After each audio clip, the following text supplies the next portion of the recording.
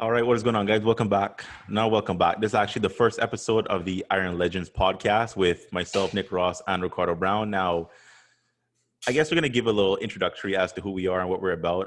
Because for the people who don't know us, now you're gonna know us a little bit. So, me, I'm a natural pro. Turned pro in 2014, AMBF pro, and that was my first show. One of my first show. It was great. Did my pro debut in 2015 at the AMBF World Natural Championships. Won that as well, and I've been off stage for about 5 years, but I do want to get back on. Now, I know Ricardo recently did his competitive debut, and I know that was really cool. So I'll let him jump in and talk a little bit about that. So give us a little bit of your competition history. Well, yes, like you just illustrated, I did two competitions, one here on island in the Grand Cayman, that is, which I did place third, and then I did travel over to Miami for the DFAC Worlds, which I then again placed third. And obviously I didn't win, but I think for me, for my first time competing, that was a really good accomplishment. But my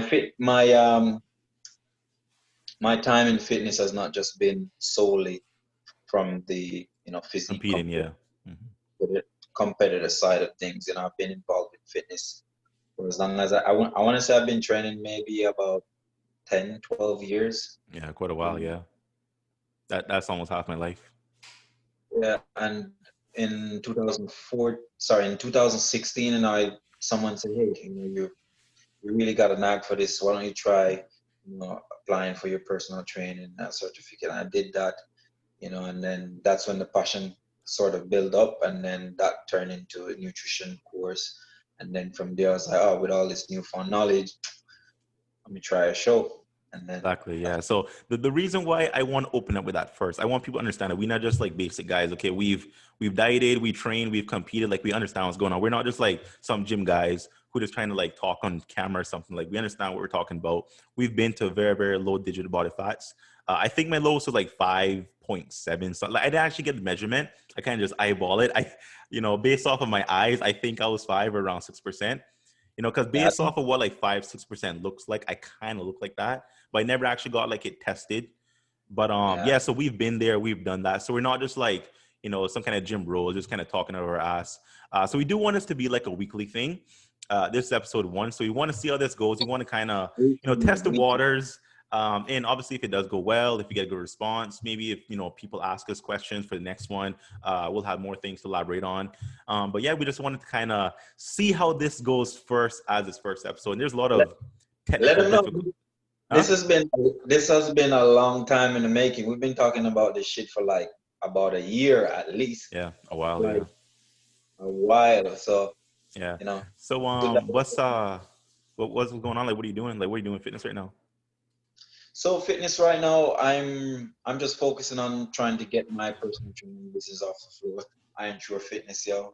Nice. Oh, you have a shirt. Wow. I need one of those shirts. I'm actually wearing AMBF. Like, I'm not, obviously I don't own the AMBF, but I'm an AMBF pro, so I got to represent. There we go. AMBF, yeah, bro. I need one of them shirts, though. I'll get there soon. Mm-hmm. But cool, yeah. So what about, are you cutting? Are you bulking? Like what's going on with the progress in the gym? Like what's up with that? Right now, as a personal trainer, I want to make sure that I look the part more so than anything.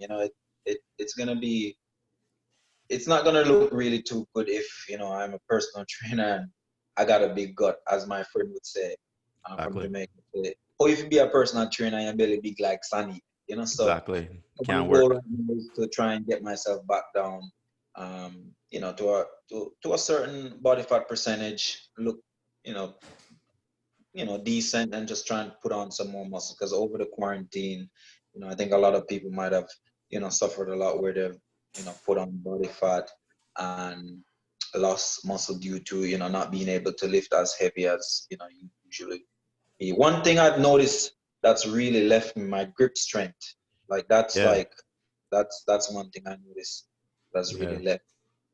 But the main thing that I'm focusing right now is I'm trying to recomp. It's not so much a cut. I'm trying to recomp. So what that is really, I'm going to try and put on some muscle while I bring my body fat percentage down. Lower, yeah. So lower.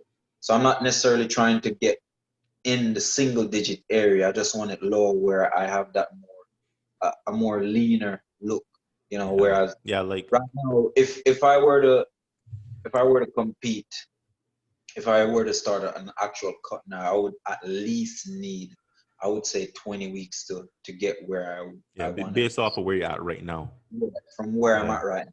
Okay, yeah. No, so sorry, I kind of want to go back a little bit because you kind of touched on an interesting point. So you're talking about personal training, right? Personal trainers, we actually have topics, but we're going to get to those. I just want to kind of elaborate on other things as well before we get into the topic. So you touched on personal trainers. Now, I've actually had this thing in the past where, I've seen personal trainers who want to fit that role to train people, but they themselves, they don't look like anything. It's kind of like a doctor who wants to tell you about your health, but he's fat. So do you think that somebody can actually be a personal trainer just based off of knowledge, but not actually having no actual practical experience? Like, for example, someone that's big and fat, overweight, whatever, but they know the science of nutrition and training. Do you think that they still fit that personal training role, or should it also be the fact of you look the part and walk the part and know the science behind it? Is that important? Well, here's and this is my personal opinion on the matter. I think it's very important to not only talk the talk but also to walk the walk. Yeah. Now, with that being said, there are a lot of personal trainers and even sports nutritionists out there or nutritionists or dietitians, whatever, who they have all the knowledge, they've got all the experience, but at the same time, they don't necessarily look the part. And it it will only hurt them from a marketing standpoint, because remember, they're they're the face of their own business, and their body is sort of like their marketing pitch, because Yeah. The that's what's body says one thing. yeah, Yeah. But then that's the what's going to actual kind knowledge of says another. attract a lot of people to them. um and then obviously, if you don't look the part, not a lot of people are going to flock towards you, because I personally believe, like, a lot of people that see you as a personal trainer say, oh shit, that he's really toned, he looks like he knows what he's doing when he trains, like, I want to do a couple training sessions with him. But it's not to say that you know they can't go and train with someone who doesn't necessarily look like an A-lister kind of trainer, because at the end of the day, it really comes down to the knowledge and the actual training that they would get from that individual. But again, they won't know unless they start training with them, and then what you see is what you usually will judge someone off of. Yeah, You know what I mean? exactly. Yeah, you know, I'm kind of on two sides of the fence here because I'm the kind of person that I love to see someone fit that role. They look it and they can also back it up with information. But the thing is that, so I don't know how close follow the Olympia, but with the Olympia, you see all the people who be coaching these Olympian athletes like Chris Aceto, Honey Rambod. They don't really they don't have a physique at all. They don't even work out, but they coach some of the best physique athletes in the world. And some of these guys have the people in the Olympia winning top 5, winning the actual show, and they don't even look like anything. So it's like, yes, the knowledge is important. And if somebody's going to coach you, then they need to know what they're talking about more than actually looking it. But I feel like it gives some kind of comfort in you knowing that you're working with them and they actually look good. They actually look the So there's that comfort barrier as well. So I'm kind of on two sides of it. Yes, you can have the knowledge without looking the part, but looking the part just gives you a bit more it gives you a credibility bit and more comfort with edge. the athlete. It gives you a bit more edge, and it actually it makes you more credible, so to speak. You know what I mean? It does, yeah. So I actually want to get into our topics now. So we have about 3 topics here. Gonna get into the first one. So the first one, probably gonna spend about 10, maybe 15 minutes max on each topic. Don't want to go too long, but managing your calories. So this one can be a bit difficult because, obviously, everyone biggest downfall in dieting is the calories. Everybody can eat 3,000 calories because that's a lot of food and it's very fun. When you get down to like 2,000, 1,800, 15, that's when you got to kind of dig deep and really figure out how to maintain 1,500 calories without pigging out and going overboard. So let's go kind of low. How do you manage a 1,500 calorie diet if I'm doing like a contest prep? Because contest prepping, you got to go low. You have to go low with tons of cardio. It's not fun, but you know, there's a way to manage that. So in your opinion, obviously you've competed twice now. How did you manage your calories? So from a competitive perspective, I'm gonna answer the question of the 1500 calories deficit diet, so to speak. So remember, it's all about the quality of the food, It is. right? You want to make sure that you're choosing foods that are low calorie, but at the same time, really filling. So when you have one meal, you don't feel like, oh shit, I didn't eat nothing. You know what I mean? Yeah. But at the same time, that meal is going to be like really low in calorie. And then there are lots of different foods out there that are super filling, like veggies, like broccoli, um, kale, what's that Spinach, one? Spinach. yeah, There's spinach, another yeah. one. It looks like broccoli. I always forget it, man. It's cauliflower. Cauliflower. Yeah, Cauliflower, that very, very low in carbs, yeah. very, very low carbs. Hmm. There's lots of stuff you can do with it. You can make cauliflower rice. You can I saw you can make like pudding. Man, Yeah, there's a lot there's of things. You can make cauliflower pizza. You know, you can make like the pizza base with cauliflower. You know, there's a lot of stuff you can do creatively with vegetables, the very low carb vegetables. And people don't think outside the box because they kind of see a vegetable as what it is, but you can transform that vegetable to make it into another food. Like I remember you actually did keto for a little bit. You told me about these like it was the keto casseroles. Like I don't know how you made it, but like way back in the day, like you made it sound great. So I never tried it. Um, but for me, like my lowest number in calories was 1100. I did that for 2 weeks, leading up to my 2014 show. Bro, honestly, like the very, very low calories, but that is literally the best physique I've ever had in my life. I've never ever been that lean because I've never been able to go down that low ever again. 1100 is death because 1100 on top of cardio, on top of still working, like I have to stretch 1100 calories throughout the day, plus surviving, plus being optimal at my job is very difficult. I've never ever been able to do it. I don't know how I did it in the first place, but like when it comes to competition, I feel like us managing our calories is just off of instinct and just off of discipline. We have a goal in the moment, we have a path, and we're not going to deviate because we don't want to eat like such little calories. We're going to do whatever it takes, right? But let's say if you don't have that motivation to step on stage, you just want to lose some weight. Like how do you well. do that? So okay. So here's the thing. Okay, and I'm speaking to right now. I'm speaking to the person that's self motivated. You really don't need a personal trainer.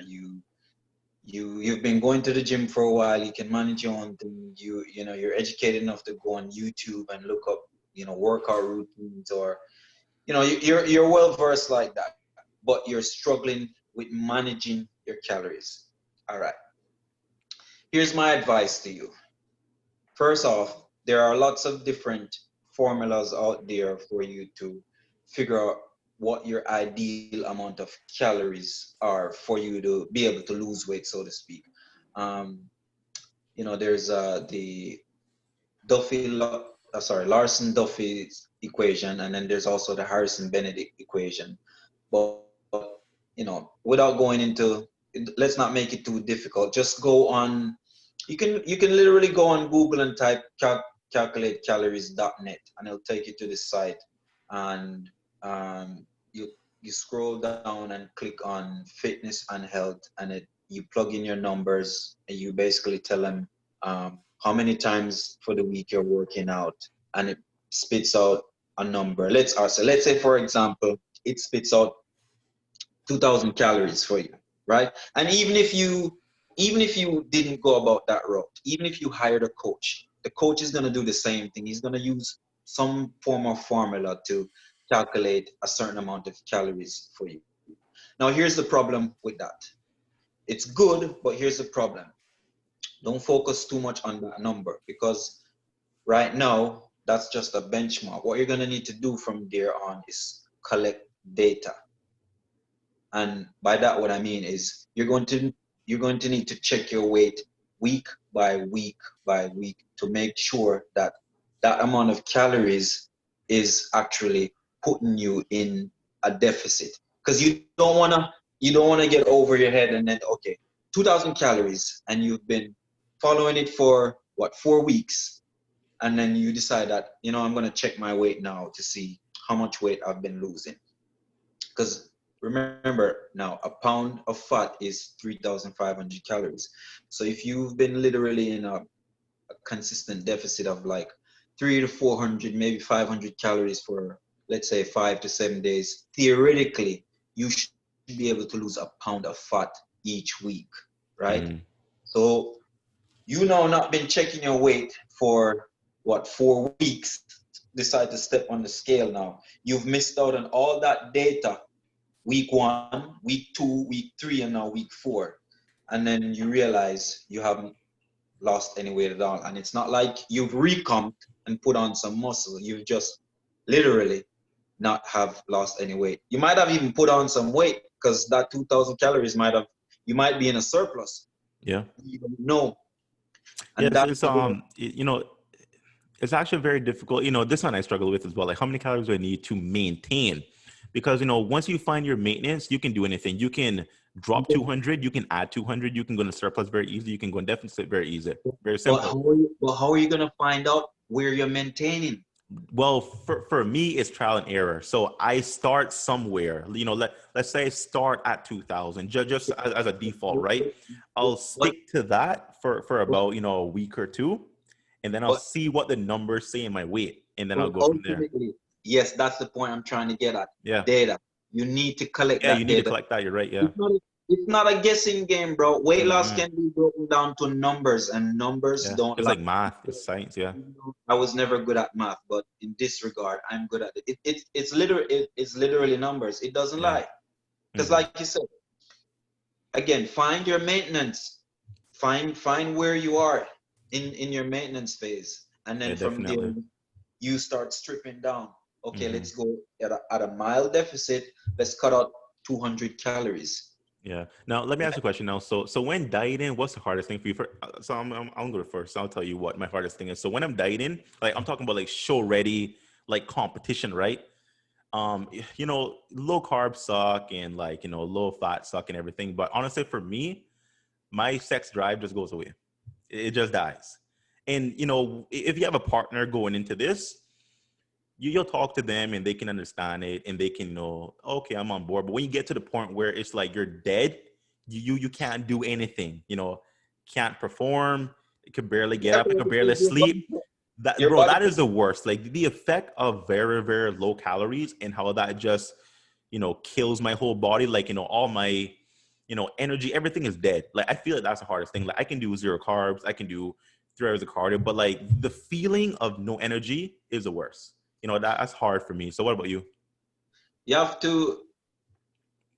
to remember too, you know, that's literally from being in a very low body fat percentage. Because Yeah, if it we comes to think, the territory. Yeah. or you know, the fat that we have on our body is responsible for a lot of things, hormonal, you know, function. Testosterone you know, our bodies need fat to produce like testosterone, and not just testosterone like other hormones. But the hardest thing for me, I think it's the food. I remember during your prep, bro, it was like every day, yo, Nick, can I eat this? Nick, can I eat this? Every I'm, day you're trying I'm to find something.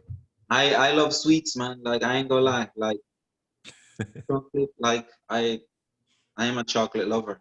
And I feel you. I love chocolate. It's really good. that was the holy moly, bro. Like that was one of the hardest things I've ever done in my Oh, okay. entire So hold on. I have a question now. I want you to be very honest with me right now. Okay. So you dieted for about, I think it was like 14, 15 weeks around there. No, How many times? I did 18 weeks actually. 18. Okay. That's wild, bro. I How was, many times in the 18 weeks did you actually cheat? It had to be like once or twice. no, man, it was more than that, man. It was more. It Yeah, was more than that. I think it was 4 times, and then Okay, that's not bad. 18. You know. even even like a week before, I want to say a week before the show, like it was. Oh, you were having some extra peanut butter, I was having extra you remember I was having bro. extra I don't know peanut why you did butter. that. Hold on. So here's another question now. So do you think that affect how you look on stage? I I I don't think You know, so. because you could have been maybe like a quarter of a percent maybe better, but you know, I don't what would the think results so. have changed? I don't think so. Because here's the thing. Okay.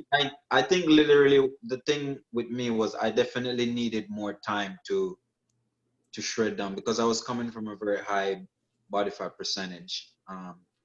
I'm generally naturally more muscular, but at the same time, I do hold a lot of fat around my midsection and on my ass. But I needed at least 2 or 3 weeks to, Three more. give the other competitors, the guys that came before me, Hmm. um, a better run. But yeah, man, it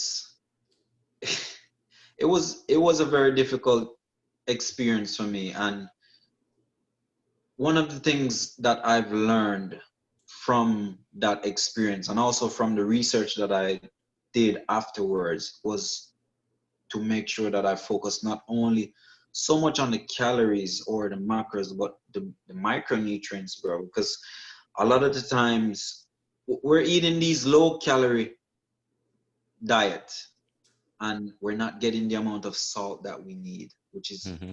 super, super important Massive, yeah. energy production, for energy transfer, digestion, overall just feeling well. Like, and when you're lacking in these micronutrients, that's where you often find that you just feel overly drained. Like, you know what I mean? Yeah, that's very So true. Yeah. my next prep, everything is getting salt, like Hmm. overly salt. Yeah, I mean, like, salt is one of those things. Honestly, you don't even need to cut it out. Like maybe, the last two days of the show, but in terms of salt, like you actually wanna for me now, keep the salt in the last like 6 to 4 days. Oh, you actually want to salt load. And then maybe the last couple day to a couple hours, you might want to back off a little bit. But salt actually helps with the pump. Salt actually helps keep you full. Like you have to understand, we're already pulling out fats, we're already pulling out carbs, we're already pulling out water. If we pull too much, we're going to be stringy and flat on stage. You want to try to be full, you want to try to be lean, you want to try to be dry. But when you pull all these elements out, you're not going to get the package you want on stage. So, people talk about this perfect balance because, you need to compete a couple times to figure it out. There's a certain amount of salt, water you pull to then get that look. And I feel like it does take some trial and error to figure that out because people probably have like a formula, and it's good to use that as like a guide, but not everything works for everybody, right? So you have to figure out what's going to work for you. Actually, I had another question as well in terms of competing. So for me, I actually kind of wonder, how would it feel instead of winning my, first show if I came in second or third? 'Cause it was kind of close. Like I actually asked the judges, he would say it was a point 0.4 difference between me and the second place guy. So I could have lost like that. Like like with me, I didn't win. Just like like I was better than everybody else. Like that guy was like really close to me. But you actually competed in your first two shows and got third. So how did that feel? Because I'm sure you're like me. I train to win. I want to win. I'm showing up to win. I don't want to get second. I don't want to experience. I want to win all of it, right? So Your first obvious. show, I know that was your mindset, but how did it feel getting in the place that So, you did? so obviously, like, and I'm being completely honest here, Hmm. because I never dreamed of getting up on stage in a pair of drawers. First of Yeah. all, like, from where I'm coming from, I'm Jamaican, and Hmm. most Jamaican man really take to them kind of things. But I overcame that kind of mindset. So for a while, I was really focused on becoming number one, winning. And then close to the point upon the show, I finally realized, like, yeah, you know, this is it. Like, I did it. Like, what if you don't win? How are you gonna be really upset? That might kill your drive, because when you focus too much on the loss, you can't really see the areas that you actually need to work on to become better. You're just focusing on the fact that you didn't win. You know what I Hmm. mean? Yeah. Thing I want to say everything happens for a reason, and that, you know, that was, you know, the lesson for me to learn in understanding that, you know, just because I might be somewhat genetically gifted in a certain, you know, way, that doesn't necessarily mean that, you know, I'm going to win over the other guy, especially if the other guy has put in, you know, more work. Exactly. Yeah. I feel like that's a very Is mature way more to look at it. is The more day I come true. in second, I feel like it's gonna be real hard for me because I don't know how to take a loss. So that's something that I feel like it's something you have to experience to understand how to get through. But anyway, I Yeah. don't want to veer too far off topic. So I actually want to get into the second topic now, which is switching out higher calorie food for lower calorie. Now, I've actually been making a couple posts on my story on Instagram. Because me, I'm dieting as well. I'm trying to get down a little Sorry, bit. lost you there, bro. Oh, you Go lost again. me. Oh, yes. I was saying, we're gonna switch up topics now.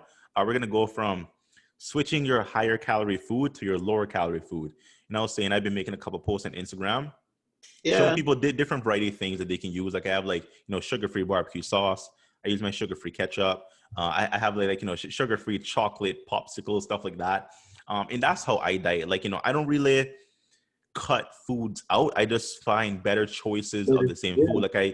I still have ice cream in my diet. I still have like ketchup, but it's better choices.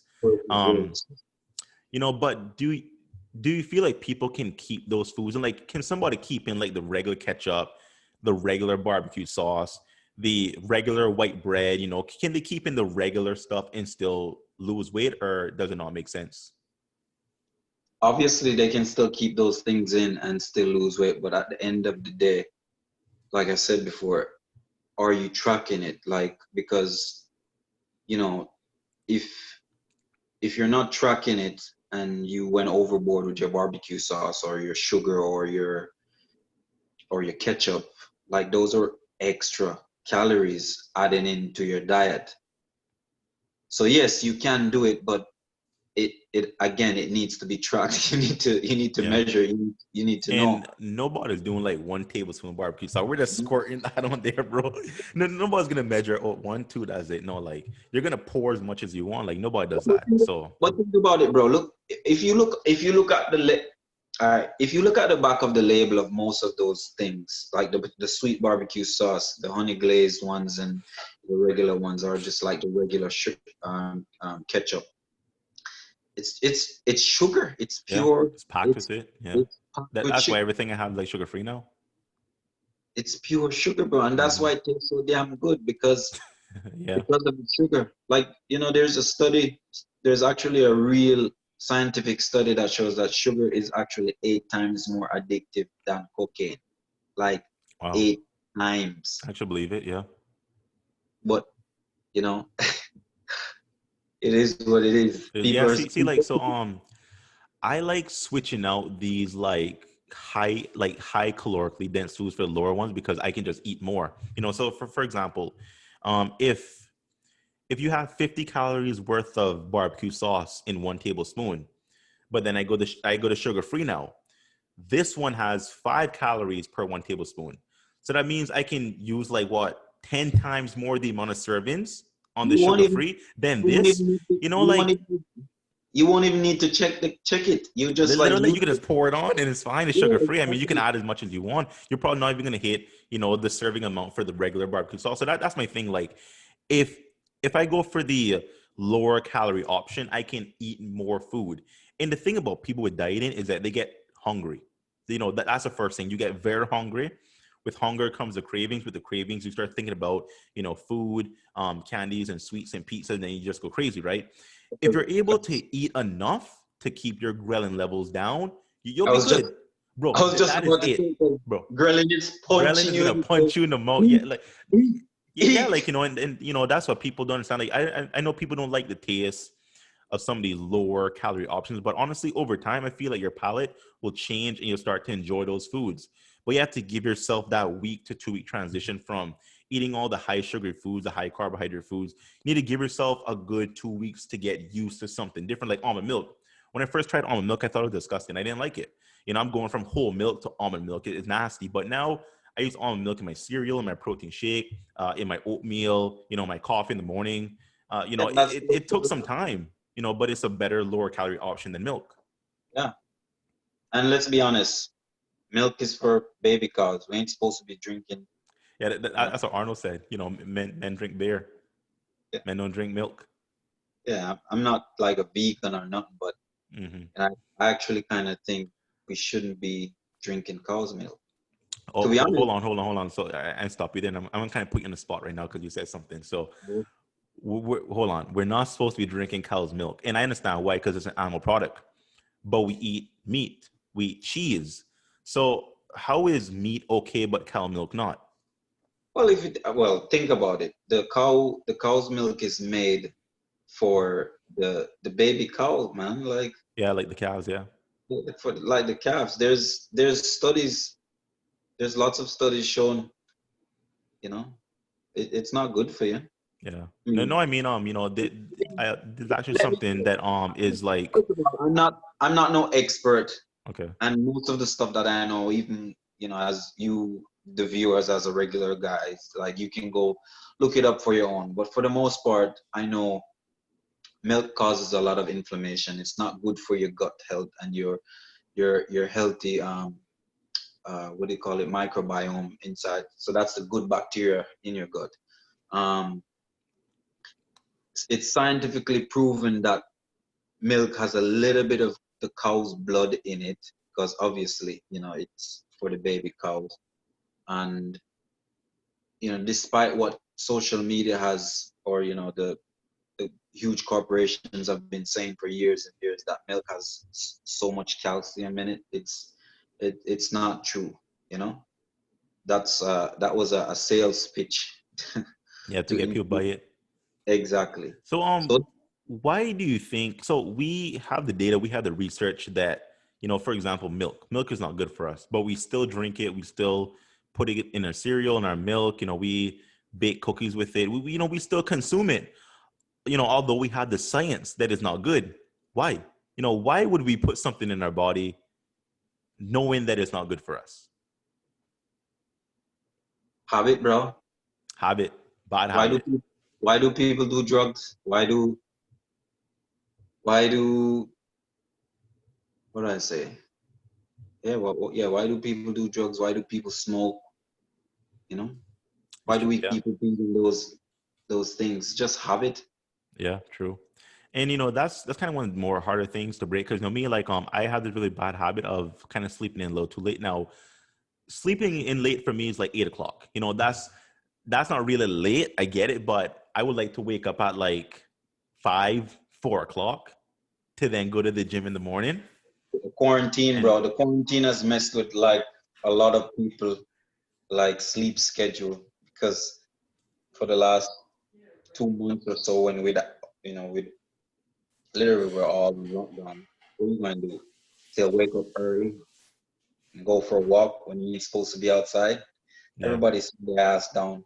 So even with me, regularly, I would wake up 6:30 every morning without my alarm clock. Like, my body was just like programmed like that before the whole lockdown. And during the lockdown, I was staying up so late, man. I was doing some bad, like 8:39, hmm, sometimes 10. yeah. I actually But found no, now for some reason I actually got up earlier. I don't even know why. Like I was able to get up. Maybe it's because I didn't have the gym. Because the gym, it really takes a lot out of you. Like, you're working out, you're lifting weight. During lockdown, I was just doing push-ups and cardio. Like I actually stopped doing push-ups at a certain point. I was just doing like cardio for like an hour outside. So I guess I didn't need that much rest because I didn't need to recover from anything. But yeah, now it's like difficult. Like sometimes I'll go like maybe 10 o'clock and just sleep in, and I'm just like, damn, I overslept, but it's whatever. It's a bad habit, but it really takes some effort to change bad habits. I think it's like 21 days to change a habit, right? To make something new. I think it's longer than that, bro. No, I think like 21, 22. Like, it's like 3 weeks consistently of doing something repetitively every single day for it to then be burnt in your memory. In that way, you're not going to forget doing it anymore. It's Um, about that. I would. I'm gonna be. I'm gonna be very objective. I think that's a very relative number. Okay. All It right. Fair might be enough. 21 days for you, but it might take longer for me. Fair enough. Yeah. I mean, obviously, not everything works for everybody. So, you know, everybody's going to have their own set number on when things are going to work for them. Yeah, 21 days, more like 30 days for me. More like 30 days. Yeah. So I actually want to segue into the other topic that we have. And this is actually our final topic of the podcast.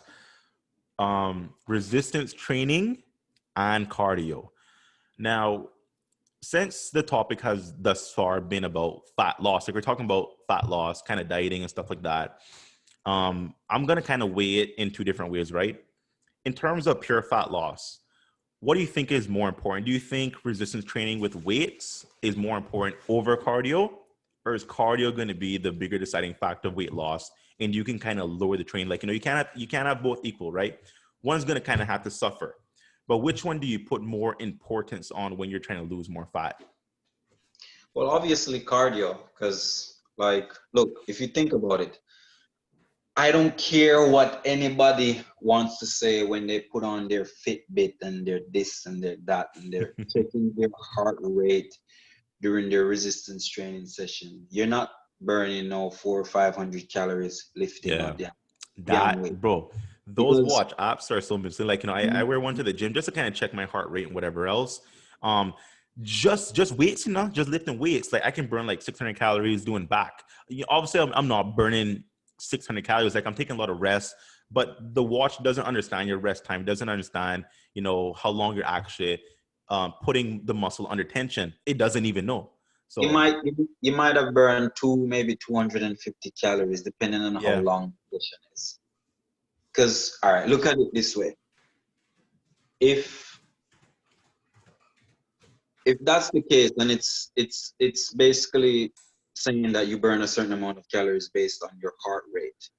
So if someone who is not as cardiovascular fit as you goes through the same workout, the same amount of time, but their heart's obviously going to be pounding way harder and faster than yours, which will then give them a higher reading of, you know, a calorie, you know, output.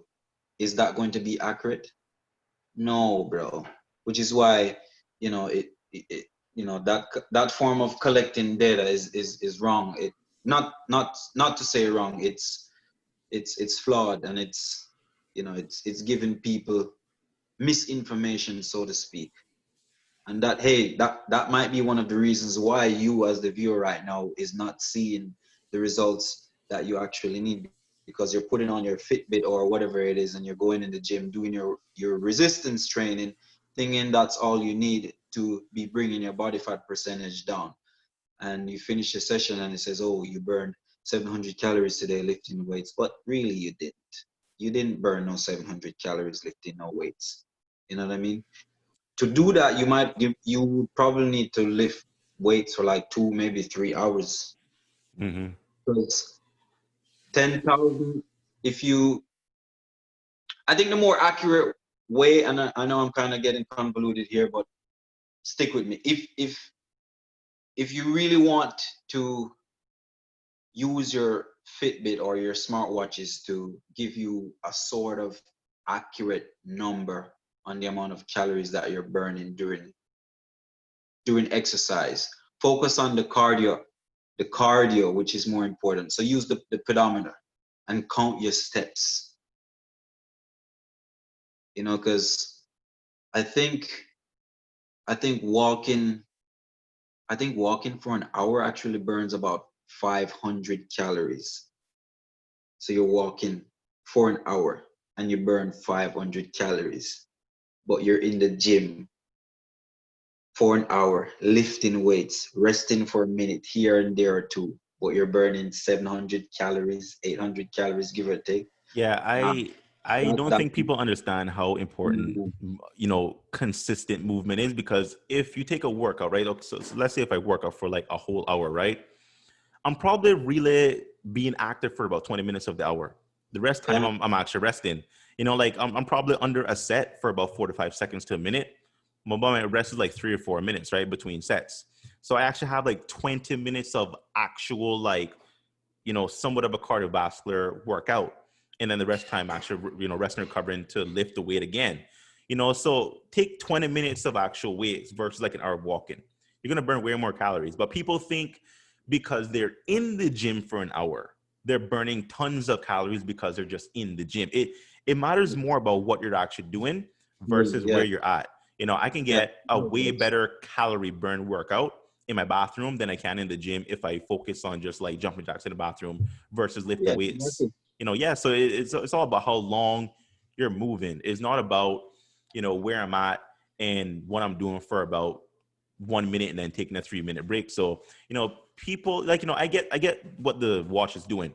It's tracking your heartbeat, and it's counting calories based off of your heart, you know, but that's not too accurate in terms of like my actual actively burnt calories. So it's very misleading. But people go by that and they'll see that and they'll be like, yeah, man, I hit my steps for the day. I did 700 calories. You didn't really do 700 calories though. You know, you might as well just been sitting down watching Netflix. I could the same. If you wear the watch and you sit watching TV, it will say you burn calories. It's just counting your heart rate, right? So it doesn't really weigh much. But, you know, like when you're losing fat, you can burn a lot more fat doing cardio. But I feel like the look that everybody wants, that kind of harder, really nice, round, lean look versus, you know, like if you do a lot of cardio, you're going to get very stringy, very soft looking. So I feel like it's harder to burn fat with resistance training, but if you can do it, it's a way better look. You know, you get more of that thick, fuller look, and you don't really have to eat away at your muscle when you're doing a bunch of cardio. So All right. if you can do 2 hours of resistance training, it's probably better. So here's my take on that. Instead of trying to focus on one and say all in or nothing, why not do both? Yeah. Because realistically, resistance training caters to building muscle, whereas cardio caters to fat loss, bringing your body fat percentage down. Mm-hmm. Now, if you're focusing on both and you've got like the perfect workout routine, the perfect nutrition, you're having adequate amounts of protein, adequate amount of carbs, and your good fats and all that incorporated again with your training program, you're doing adequate amount of resistance training and equally amounts of cardio, what's going to happen, you're going to find yourself recomping. So your body fat percentage is going down, but you're also putting on muscle at the same time. And that can be achieved. Like, I know this is not on the topic, but that can be achieved in a calorie deficit. Mm-hmm. That you literally can build muscle while you're in a deficit. Yeah. Now, I've always been told, and I've always read, I've heard from so many people, you can't build muscle on a deficit. You just can't scientifically do it. But in practical application, like, you know, so for me now, when I take a good couple months off, like I've been out the gym for almost a year at a certain point in my life, right? A whole year without a gym. I started at about 200 pounds, okay? I got back in the gym, started lifting weights. Obviously, at that point, like I don't really have anything. My muscles gone. You know, I lost a lot, right? But I'm back in the gym working out. My meals go up and everything. I actually gain weight. I go from 200 to 207, but my body composition in terms of like my muscle definition looked better, and I had more muscle. So it's like I see that I visibly lost fat, but I can also see that I visibly gained muscle as well. And it's kind of weird how that happens because all the science tells us that you can't do that. Like you can't put on size and lose fat at the same time. Yeah, But man, you can. in terms of practical application, like I've done it before many times. Even during the quarantine really didn't do anything. I go back in the gym, like I gain a lot of weight, but it's like really thick, lean weight, and I actually look better, like leaner. So I don't know, man. Like, you know, science, you really can't go off of it to the T all the time, you know, because on It's not. paper it looks good, It's but when not you something. actually apply it, you know, some things just don't work right. It's not something that's easily done, right? Because obviously, like you need to make sure that. I mean, your macros, your macros doesn't necessarily. It's not necessarily important. What's really important is, you know, a certain amount of hitting your calories, and then Yeah. obviously making sure that you're getting adequate amount of protein, and then fill in the spots here and there, whether you want to fill it up with fats or carbs, you know, Yeah. because you know you got to pick your fuel source, because there's keto, low carb, high carb, vegan. But what I'm saying is, it's definitely attainable, and I think if I remember correctly, I think there are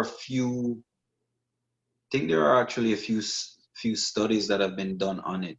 I don't know, I don't remember them off the top of my head, but for the next podcast, I'll definitely, before we dive into any of the topic, I'll definitely quote them for you guys. But there's actually studies that show that you can actually do recomp as opposed to just focusing solely on fat Just loss. fat You know what loss. I Yeah, mean? true. But okay, here's the thing: a person who is 400 pounds, 300 pounds, you got no business focusing on recomp. Lose fat.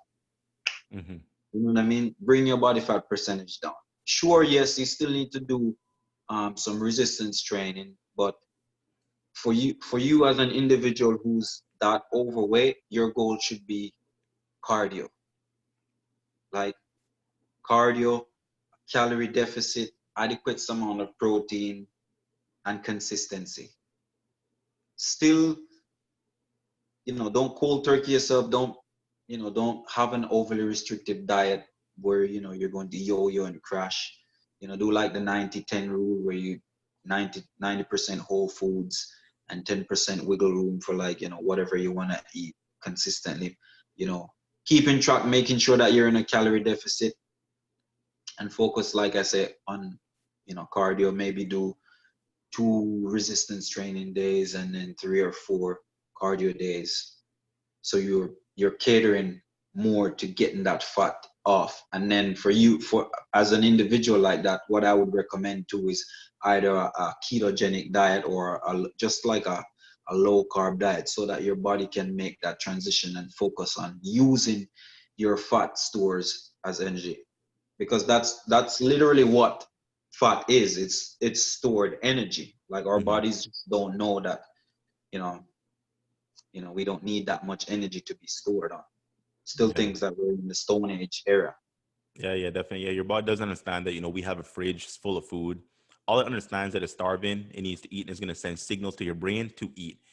To eat, yeah. Just because we live in a house with 4 walls with paint and pictures, our body doesn't know that. Is like it understands reproduction, it understands eating, it understands water, very, very basic stuff. So it doesn't understand you're not actually starving. It thinks you are. It doesn't know that you're dieting to lose weight to look really good. It doesn't care about that. So it's actually kind of funny. But you have to understand how to work with your body.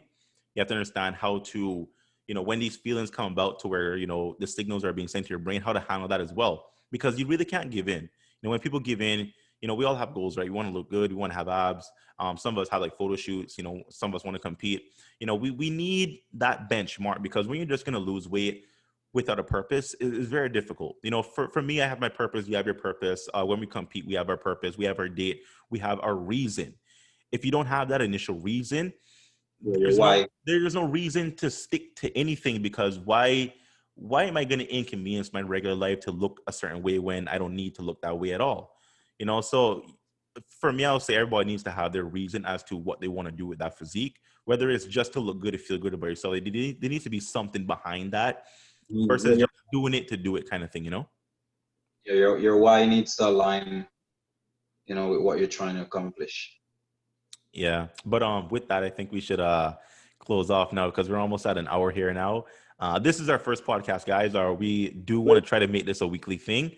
And I actually forgot to mention in the beginning, Ricardo, he actually does have a YouTube channel. I think this might go on my channel or his or both. I'm not exactly sure. I will talk about it afterwards. But both our channels will be linked down below. Both our Instagrams, everything is down below. So make sure to follow us. We're going to try to make this a consistent Friday recording, Saturday upload. So Weekly thing. we're committed to it. So every week we're gonna have some cool topics. We might actually make some posts on Instagram. You guys can access a couple things, and we're answering them live on the podcast. So we'll figure things out. But as the first one, I think it went pretty good. How about you? What do you think? I think it went really good, man. Like I said, this has been a long time in the making, and it's finally, it's good to finally have it done. Feels Yeah. good, And man. yeah, and I guess as a nice closer, um what do you want to come out of this podcast? Well, look, first of all, I want to say like I'm gonna steal these famous lines from Greg Doucette. Sure. First of all, I'm not a doctor. I'm not a dietitian. I'm not an expert. I'm just I'm a personal trainer, a sports nutritionist. I've been doing fitness for years now. I know a little bit, and I'm not bragging, but what I want to come out of this is I want to inspire. I want to inspire, the community that I am a part of. I want to help at least one individual out there who's struggling, who can't afford, to go and train, that person who is willing to take all this information that we're giving them and go apply it. I want to motivate, because really and truly that's a personal trainer's like job. You're supposed to educate, motivate, and otherwise inspire. And if you're not doing none of that, then you need to change your job, bro. I do agree. Yeah. And, that's actually very good. Why, people who want to inspire others, obviously, they leave a really big mark on this earth. And, that's kind of my thing as well. Like, one day I'm, God forbid, like it's going to come, my time will come, I'm not going to be here. And when that day comes, what is my legacy going to be? What is my leftovers for the next generation going to be? What am I going to leave on this earth as a stain so it can be here on a permanent basis so other people, even long after me, can witness it, right? Obviously we have video, we have YouTube, we have ways to put our info out there. And I want to leave a piece of me in terms of like the podcast and my information, so that people years and years and even decades down the line can look back and gather information from me as well. So it's kind of like the same thing you do. I want to inspire, but I want to inspire kind of like forever. I want to have like a forever legacy of being able to inspire people no matter how many decades and decades they are from now. So That's the yeah, goal, like, man. it's all about, being very honest about yourself, being very true, being very open, and just having that consistent passion to keep it going. So I Yeah, feel like we can do that. I really do. yeah.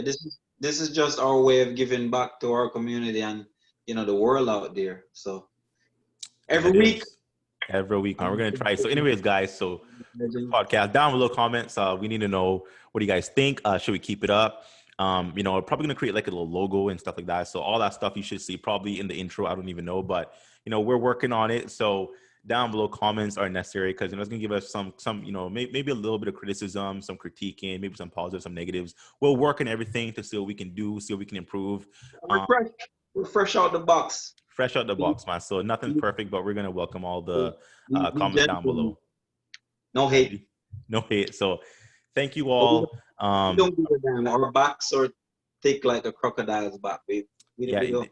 honestly, bro, it has to be like, you like, you're on a platform talking, putting yourself out there. You need to just take whatever's about to come, because people just have the natural inclination to hate, to say stuff. It's gonna happen, but you have to be the kind of person that takes that with a grain of salt and just be like, whatever, it is what it is. So with that being said, that's a good closer right there. Thank you for joining me, bro. Next week is gonna be next week, and we're gonna have some cool topics as well. Guys, thank you for joining. If you haven't already, like, share, comment, subscribe down below. Ironshore Fitness, Body Legends, support the boys, and yeah, we'll see you next time.